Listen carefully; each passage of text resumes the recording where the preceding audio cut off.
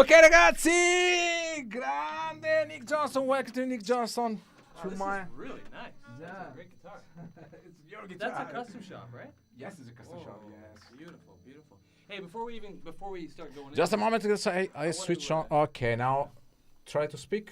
Hey everybody. Okay, so perfect. I'm gonna just shoot some videos saying Absolutely, hi to everybody. absolutely. Hey everybody, it's good to be doing I've a live stream with Marco.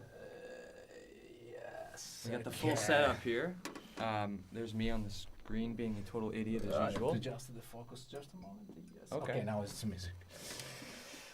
It's nice to be here, by the way. Ciao. Thanks Nick. for inviting me. I'm in your your guitar bunker. When the world ends, this is where I want to spend my time. So, and here's all you wonderful people saying hello. Thanks. It's great to be in Italy again. And I'm gonna turn this off, and I'll hand it over to you. So thank you so much, Nick. It is, I don't know if I'm still in a dream or I am in the reality. Or a nightmare. I don't know. no, nightmare, no. Absolutely. So I have a lot of friends, 128 guys. Oh, hey everybody. Ciao ragazzi, ciao a tutti. Come vedete, per me è un sogno avere qui uno dei miei chitarristi preferiti del momento, perché I have spent some time with Nick during the lunch. Oh yes, we were very lucky. We got to go to a restaurant that was closed today, and Marco kindly had it so they opened for us. It was wonderful. Yes, Thank exactly. you very much. Exactly. So, thank you so much. Ragazzi, spero che si senta bene, ok? Credo di sì, se no datemi un po' di informazioni, vi vedo in chat. I spent some Italian words with my friends, Oh, yeah, go ok? Yes.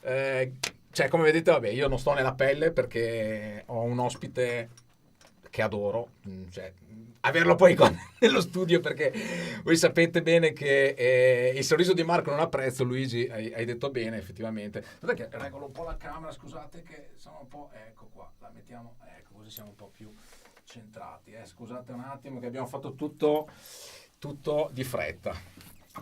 Eccolo qua, eccoci qua. Still getting the focus down? Il focus is ok, dovrebbe essere a posto. Vediamo un attimo. Ok, now you are at focus. Ok. Quindi ragazzi, camera sfocata. No, adesso dovrebbe essere a posto.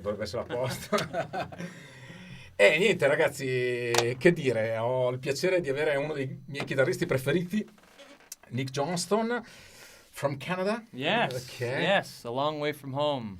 We've Long way been from we, as in me and the gentleman from Schecter, Ryan, who you met as Ryan, well. We've yes. been traveling across Europe, and I've been away from home for a couple weeks, and one more week.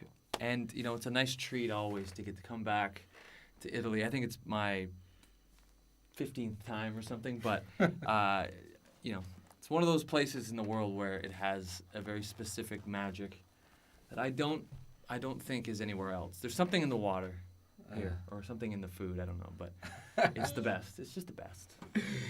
Ok, translation in Italian. Oh, yes. Ok, Yes. so, quindi Nick non è la prima volta che viene in Italia, questa è la 15ª volta più o meno, quindi è già stato ospite da noi recentemente, e questa sera tra l'altro abbiamo il piacere di fare una clinica assieme da Piazzo, quindi abbiamo colto l'occasione. Dovevamo fare un'intervista qualche tempo fa che per motivi vari non è andata a buon fine, ma insomma, cioè, direi che abbiamo recuperato con grandi interessi. Quindi per Nick è sempre un piacere venire in Italia, perché chiaramente la nostra ospitalità, la nostra cucina è sempre al top, e quindi ecco, lui si tratterà qui e farà un tour in tutta Europa, e quindi ecco, sono abbastanza emozionato. I'm really it's a really big emotion to have you here, because this is my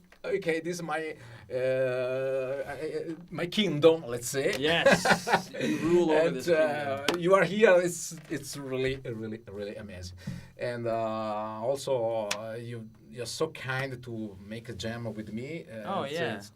It's great. Of course. So what can I say, Nick? Some questions, very free. We can open. Let's do it. O se avete anche domande voi, tranquillamente. the typical question is, how did you start to play guitar? What is your inspiration? Yeah. What is your spark that?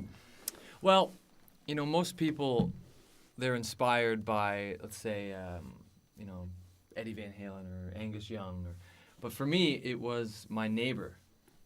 I had a neighbor. I was about 13 years old, and That's the moment that I have to because my followers are really okay. Now it should be better. they're all about the camera. Eh? Yeah.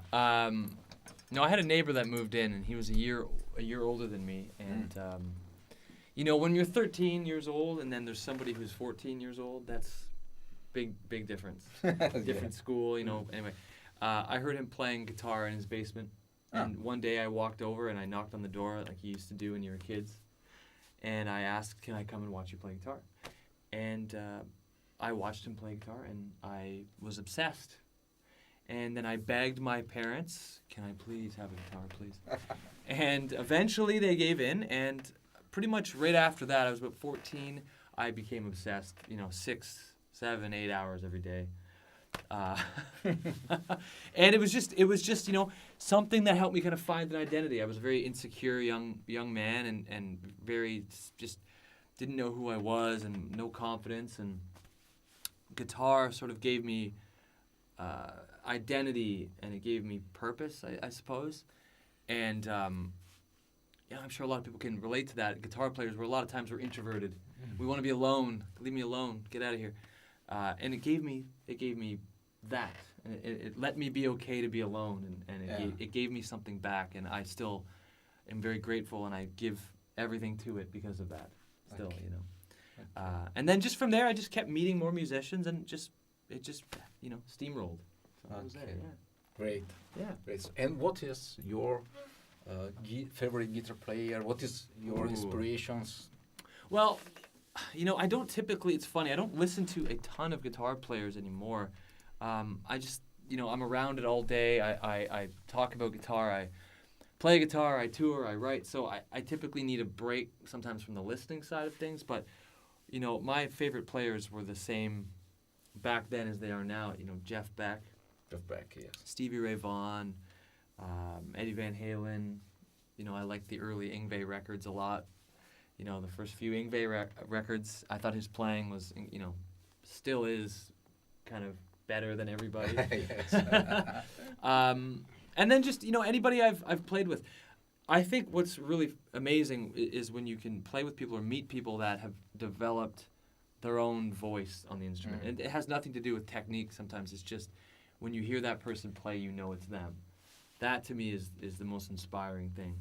You know, I had a chance a couple weeks ago to do a guitar camp in Nashville with some really great players, and you know, it was like myself and Tosin Abasi, Brent Mason, who's fantastic, Tom Quayle, Andy Wood, who else was there? Andy, amazing. Greg Koch. Yeah. And anyway, all these guys, and what was so cool was listening to everybody play the same instrument, but you could hear everybody's voice, and it was just like it was so powerful. So, you know, that to me is so inspiring to the point where you just want to go home and practice. Oh, Mark Lettieri was there too. He's amazing. So that's the most inspiring thing now. You know? Okay, thank you so much. And Nick Johnson, to me, is one of my actual and modern guitar hero. Oh, I already told you during the lunch. Yeah, you said some really nice stuff. Yeah, you said some really nice stuff. Thank you very much. And the guitar hero is not so common in this moment, I think. Because I'm a guy from the 80s. Okay, yeah. There was Joe Satriani, Steve Vai, Inge Malmsteen, and so on and so on and so on. Now the scenario is a bit different, but for me, you are a part of this scenario, and you are the real modern guitar hero. What do you think about this? And is there some room? This is so many things to look at. Sorry, right there. Is there already? There is still some room for the guitar player to become a guitar hero, or something's changing? Is there room to be a guitar hero? I think we spend a lot of time, maybe guitar players, overthinking a lot of stuff and worrying about, am I good enough? Am I doing enough? And is this evolving? And is my playing evolving? I think, for me to have gotten to where I am now, a lot of it has had to do with just focusing on making music.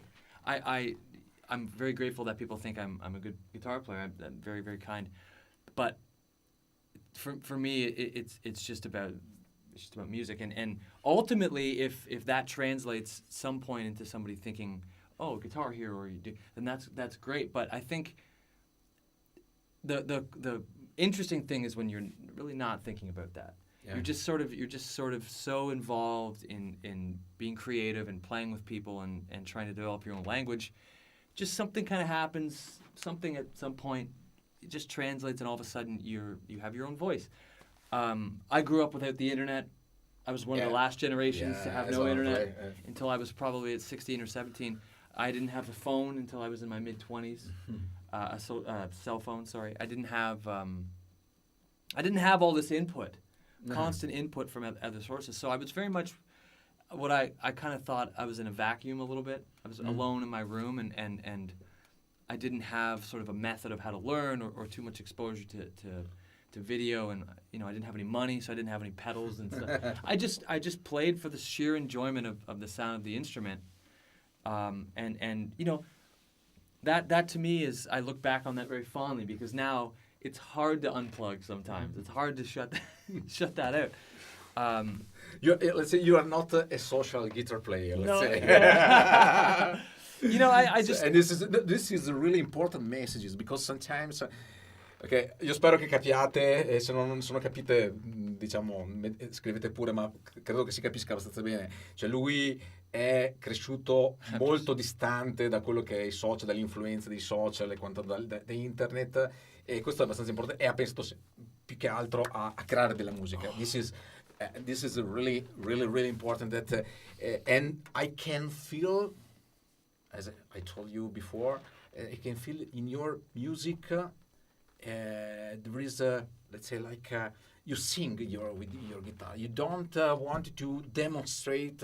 Okay, you are amazing guitar player, of course, but Thank you. Your songs are like a song from the voice. You can play the melody with the voice, with the saxophone, with the piano, with every kind of instrument. So your composition is, let's say, comes from the heart.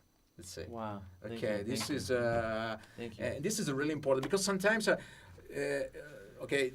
internet or the social networks shows many guitar players that use tones, notes, amazing and extreme guitar technique, but at the end, the people want to listen the melody. Okay.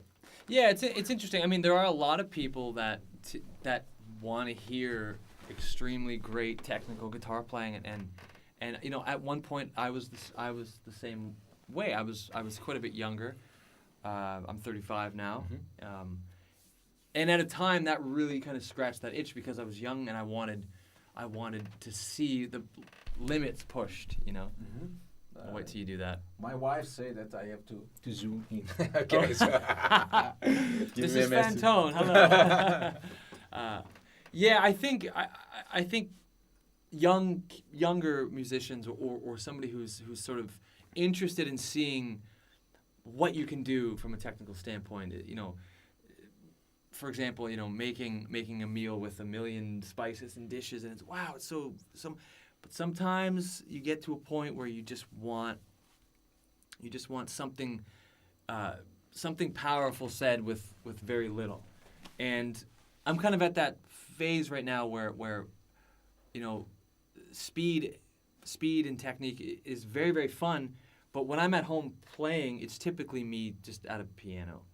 And I always like to write without the guitar. It just kind of gives me a different perspective. And at least right now, I'm like I said, I'm 35. I maybe in 10 years, 20 years, I don't know what I'll be doing. But at this current state, for whatever reason, just pure blinding technique, it's just not it's not enough for me. I was very lucky early in my career. I put a couple records out where I had at the time he was quite possibly, maybe still is, the best electric guitar player in the world, Guthrie Govan. Played on a couple different songs of mine, and it's like I heard him do stuff that nobody, he's that level. So it's like, okay, cool, that's the pinnacle. Now let's make as much music as we can. And again, don't take any of this too seriously, because tomorrow I might change my mind. Tomorrow might be a different discussion. But I think at the end of the day, it's just what do I like working on? And for me, it's sitting at home with either a cup of coffee or just something, and I just work on melodies, and I just try to expand my ear as much as possible, because I have the technique.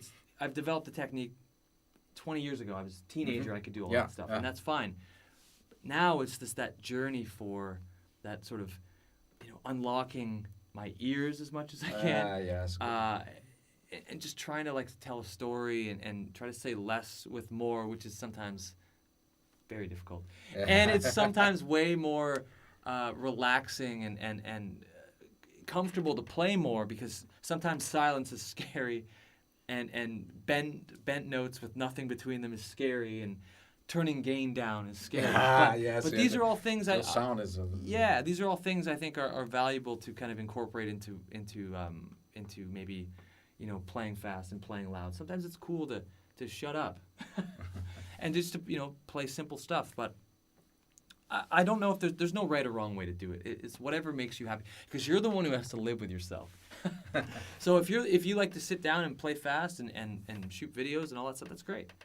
But I think my sort of calling as a guitar player is to just try and write the melodies I'm trying to hear. And I love big dramatic harmony. I love big tension and chord changes and big interval leaps. And a lot of times, if you have these big, rich chord changes, the more you play over it, the more it takes away from, you know what I mean? Sometimes you have these simple little two-note melodies with a chord change. It's whoa. So anyway, I'm rambling, but that's my thoughts on it. Fantastic, amazing, amazing player. And what important is the piano, because you play piano, and especially your last album, the piano is it's big important. Part it's a big part. I like the guitar. And it is amazing. I love it. Thank you. I started playing very unofficially. I kind of joke that I play piano like my dad uses an iPhone, where his glasses. So I'm not really great or anything, but I can do enough to where I know all my theory and I can see everything. You play enough to make the composition. I play enough to kind of get the point across. Yeah, exactly. But you play more than this. And I think at some point I've made 7 instrumental records now. I have one coming out next year. It's just you want to see. It's kind of like, I guess I can relate it to another Canadian artist. I can relate it to Geddy Lee a little bit in that Geddy Lee had this search for writing on keyboards. Per chi non lo conoscesse, Geddy Lee è il bassista di Rush, quindi not that I'm Geddy Lee, but he obviously played bass, and his composition started to get more and more elaborate because he started bringing in keyboards, because he just wasn't getting what he wanted out of the bass.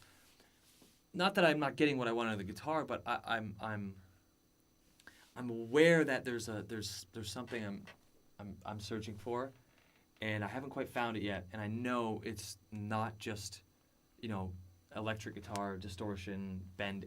There's something else, and I'm looking for it. And I'm kind of like, everything you hear me release, I'm just like a little closer. I'm not quite there yet, but I'm just like, I think let's try this.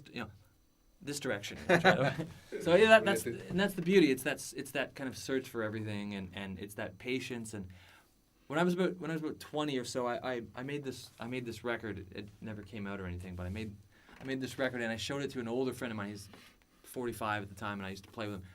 And I remember giving it to him, and he said to me, he took me aside, and he's like, "This is cool, but I want to warn you. You're on a path of being either a really technical guitar player, which is cool, or you can also maybe think." Maybe you can go in a different route. Maybe, find a middle ground. And he gave me a task, and he said, I want you to go home tonight and I want you to write a song, an instrumental song, from scratch with no solo. No solo, yeah. And it changed my life. Yes, It I agree. completely changed my life because all of a sudden anything I would kind of fall back removed. All of my weapons were gone. And this is the reason. This is the reason that I told you before that I can listen to your album from the beginning to the end without stopping. Because typically the actual record sometimes I start the second song, third song, it's enough. Your album start and you drive me like in a picture. So you can pause the background. The first level, the second level, so the main level. So thank you so much. Thank you. Thank you so much. Yeah, I think it's just I'm a very, I don't know about you guys. I don't know, maybe you can chime in and discuss yourself, but I'm a very sensitive. I'm very sensitive. I am. And my wife can attest to this. I was on the phone last night with her. I was late. I was like, I was crying. I'm very sensitive, so I like, drama in the chords. I like ballads. I like arrangements that kind of leave you wanting, like, where's this going? Why didn't that resolve? And I like almost holding your resolution hostage a little bit. I'm not going to give you that resolution. Maybe in the next song I'll give it to you. But I'm not quite there yet. But I'm working on it. I think it's all about just trying to be honest and kind of tell the truth, so to speak, and it's good to look inward sometimes as opposed to out. So you can tell I'm Canadian, out. Yeah. Canadian is a really great country for the artists because we're stuck inside half the year. Yes, I know. Gino Vanelli for the first, Bryan Adams, Rush, Ian Thornley, great player. Yeah, Devin Townsend, all these great guys, so many great guys. Yeah, it's a really amazing country. Aaron I have to visit Canada. Next time I will interview. Yeah, you got to come to Canada. So yeah, that's kind of my thoughts just on I suppose just the whole thing. I don't pay attention too much to what's really happening with the modern scene. There's some great, one of my favorite modern guitar players, he's a good friend of mine, his name is Mark Lettieri. Plays in Snarky Puppy, he's got his own solo records, he's fantastic. Maybe Mark will be here. Oh, yes, maybe. Because Mark is baritone. Baritone guitar. Yeah. Mark's awesome. And we actually, at that camp I was telling you about, we jammed on a Steely Dan song. We kind of soloed back and forth. It was really, really fun. But it's just sometimes, good to take a break from maybe all the input and just sort of, just kind of sit with yourself and turn the phone off and just. As soon as you start kind of turn the phone off, yeah. Well, as soon as you do, because it's scary, because we don't know about silence. Nobody knows about silence anymore. When the phone's gone, you have to sit and kind of exist with yourself and be like, oh man, and then you have to listen, and then you have to kind of just see where it takes you. Anyway, I don't want to preach too much, but that's what I like to do. It's really nice messages, absolutely. And what did you understand? Something's changed in your Van Johnston. Van Johnston. That's good. My friends are amazing. They're funny. What did you understand that something changed in your music life? Yeah, it's changed a lot, I suppose. I mean, for me, the biggest thing, I guess, was just developing confidence to play in front of people, play with people. Like I said, I was very, very introverted. Mm-hmm. To the point where when I was practicing a lot as a kid, I didn't even want my parents to hear it. I didn't want anybody to hear it. Turn the volume down. I go in a guitar store. I start getting scared. I start shaking a little bit. Too nervous. And then I started writing more. And then eventually I had the opportunity to start playing with band and stuff. And just slowly getting a little bit more into the habit of, I went up and I played and I made a mistake, but I didn't die. So it's okay. Okay. And then great. This is a great message. It is. It's okay. You didn't die. Yeah. Yes. And I don't know. I think fear is a great motivator. It's really, really important. But ultimately, what kind of made me, I suppose, feel a little bit better was just the feeling you get when you're in a room with people and you're all playing and you're all playing together and it sounds good. And you kind of all look at each other and you're laughing and you're like, oh yeah. And the drummer plays something out of nowhere and you double it. That energy is impossible to recreate. And when you start feeling that, you go, wow, maybe we could show people this, and maybe I can write more of this. And it just happened. But it was very innocent. It just started as me alone in my room, afraid of the world, and then just feeling like I think I have something to say, you know. And I was never in a rush to put records out. I was never in a rush to put videos out. I never wanted to go viral. I don't want any of that. I want to slowly keep moving forward with my playing and my ear. I don't care about overnight success. I don't care about success. I really don't. I just care about making the best possible music I can. And sometimes I miss. Sometimes I come up very short, and some people hate what I do, but that's okay. That's okay. Yes, it's totally fine, because it's not going to stop me. You know? Yeah, absolutely. So, but all of that, those realizations change because you just start realizing it's just music. It's supposed to be fun. It's supposed to be educational, and it's supposed to be something we can all, you know, he can do that, and he can do that. I can learn from this, and you can learn from me, and that was a big revelation, because it was always about gotta be the most technical, gotta be the blah blah blah. Where did that get me? It just got me afraid to play in front of people. When I was about 21, I got asked to join this group where it was, you know, kind of older guys, much older, and I remember going into a blues jam, and they were playing, you know, this kind of part, and I started playing really technical over it, and the band stopped. No, none of that. No more. I was like, so immediately it was just like, I didn't know what to do. So I had to just kind of be like, all right, well, now it's about shedding technique I'm not using anymore, or is this even practical? Yeah. You know, because we all learn licks, certain tempo, certain key. All of a sudden we're in a different key at a different tempo. You're like, fuck, what do I do? So it's, all of that, those are big revelations for me. And then probably the final revelation, the biggest one, was when I started to really do a lot of guitar clinics. To go up on stage in front of a room full of people, hundreds of people sometimes, where, first of all, English isn't their primary language. Some people drove a long way, or they expect you to be a certain way because of how you are on the internet, and you have to entertain a room full of people, and you have to live up to that, and just getting more comfortable, just improvising and playing, and well, we're going to play a show together later.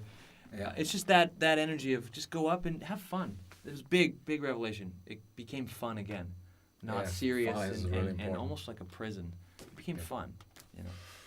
Sorry. It's a pleasure to listen to you because your experience is really amazing, and you're sensitive. Yeah, and you know, I think the thing that is really, really important is not to talk about the record you're gonna make. It's just to make the record. Mm-hmm. You know, I'm gonna make a record. I'm gonna do an EP. Just do it. Just do it and learn from it, and do it again and do it again and do it again until you feel like you've got something to say. Amazing. Yeah. Well, so why you are here? Because we have a common story, let's say. Oh, because yeah. You are a very big experience. You start with a brand that I love, that is Schecter. Yes. How long have you been playing Schecter? I started to play Schecter 3 years ago. Oh, okay. I know Schecter forever, yeah. Because one of my first vinyls was Toto 4. And Steve Lukather uses a red Schecter, totally red. Also, the fretboard was red. I didn't know that. I was amazed about that guitar. So because David What Schecter, was it? Was it like a custom shop, or what was it? Yes, absolutely custom shop. It is a Strato model, totally red with the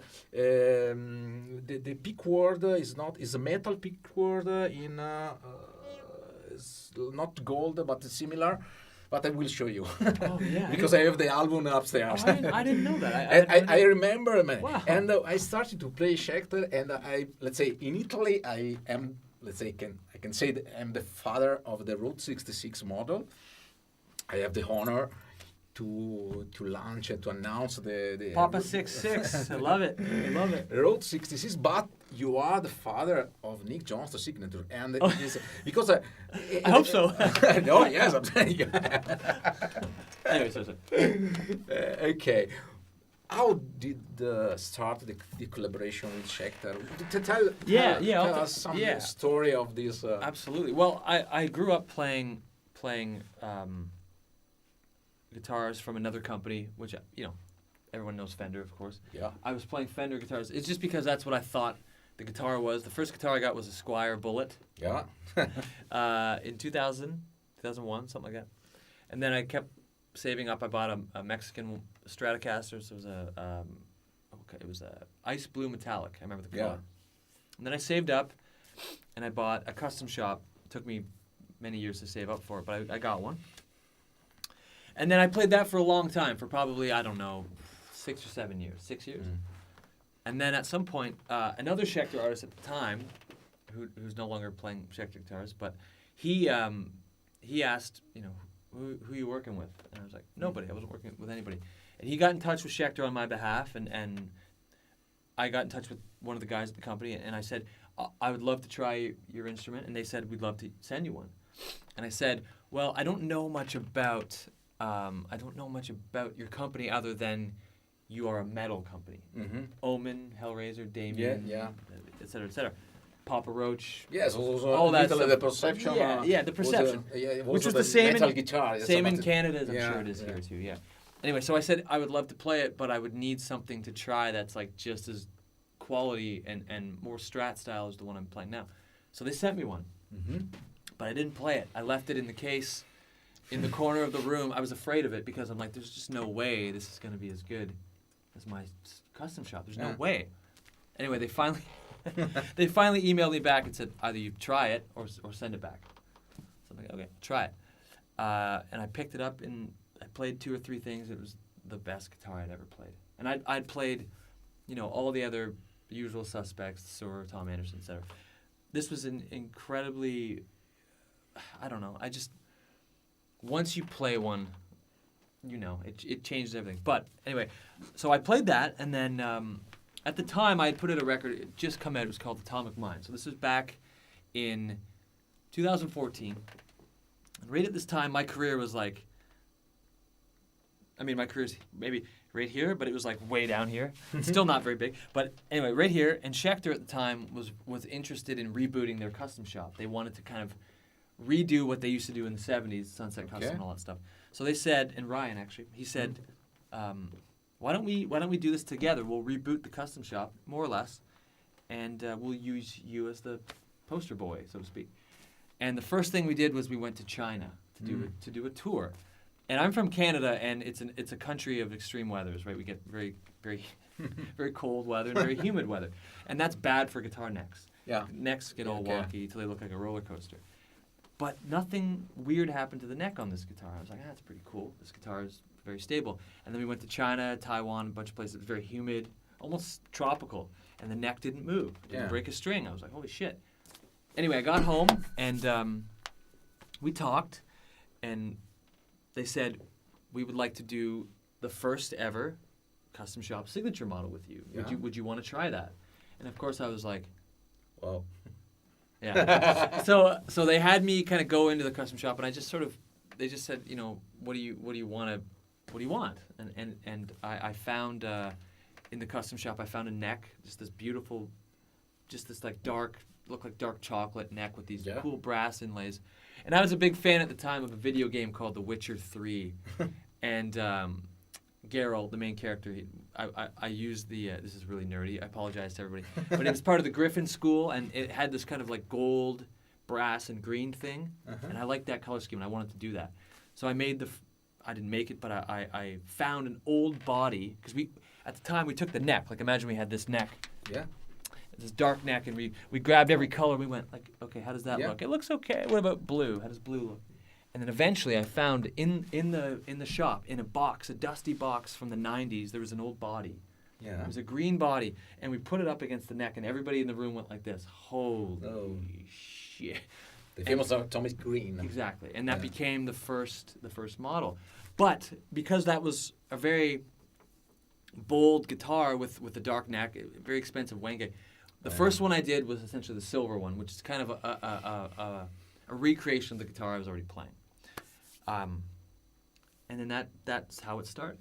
It was very much a trust thing. You know, they trusted me to you know, do the best I could, and I kind of trusted them to, you know, work together as a team. And that's a very, very unusual bond in the music industry. This I have to tell you guys, this never happens. There's most brands, you're just sort of another promoter for them. This doesn't happen. There's very, very rarely do you reach a mutual partnership. I've never experienced it before, and I probably never will again, because just the way things lined up and the timing and at the time everybody was playing a John Petrucci signature model. Everybody. You look at it was like, holy crap.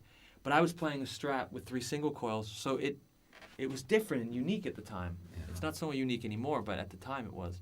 And then I put out another record called Remarkably Human, and I used the green guitar for that, and it just started to kind of steamroll. And we did more touring, and then, you know, here we are now.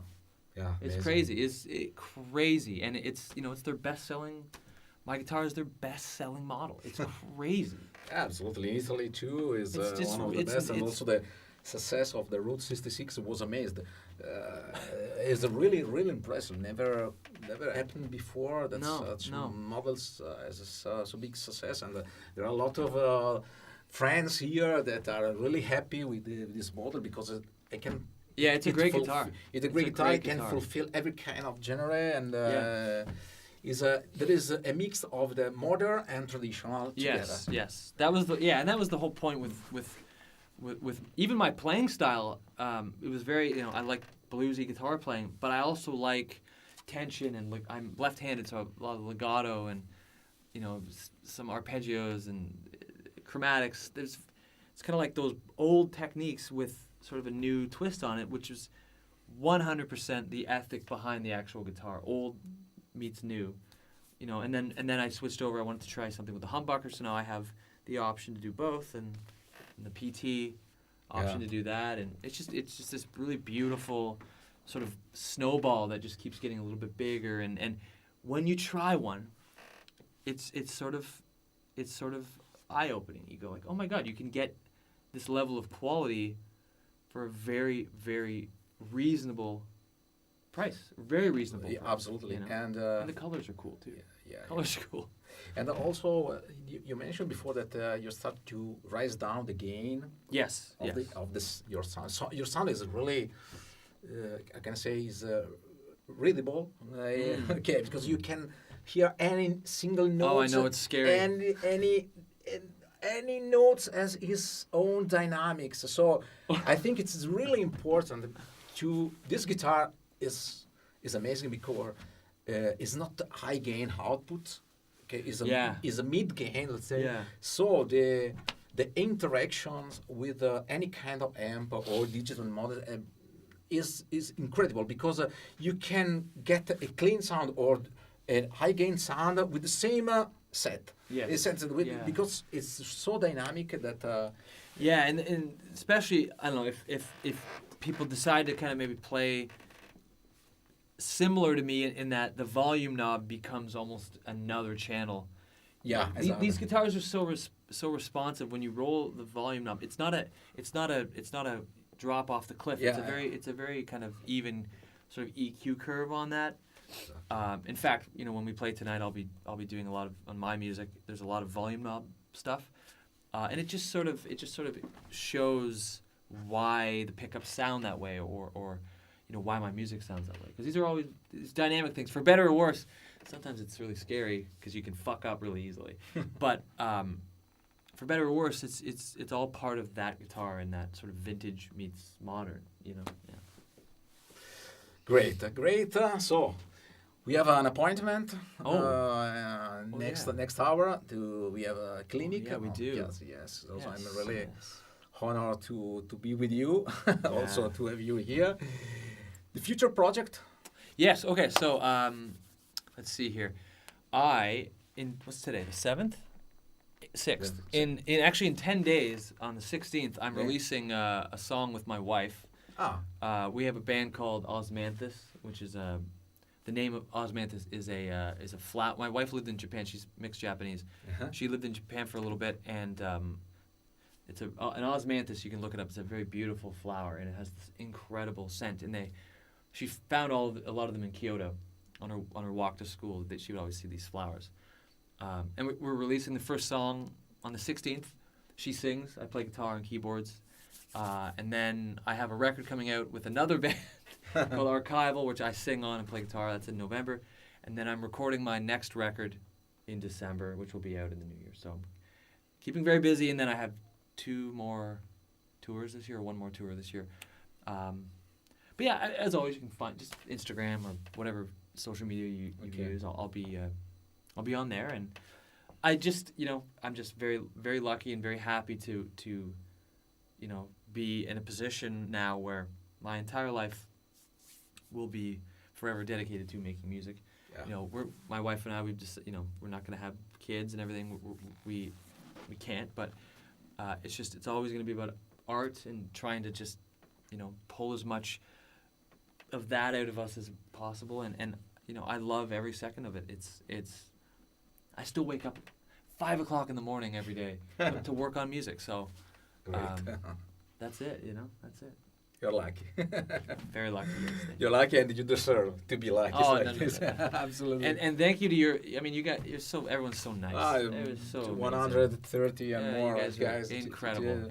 It is now it is job time, and so there is no big audience, but that's okay. For sure the people will look at this.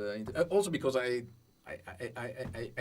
make a surprise because I didn't disclose that the interview with you, but some of my followers will enjoy this interview later on. So thank you very much, Nick, for all of my friend. Ragazzi, vi aspetto chi può venire a vedere la clinic da Piazzo. Domani è da eMusic Store e poi da Merula.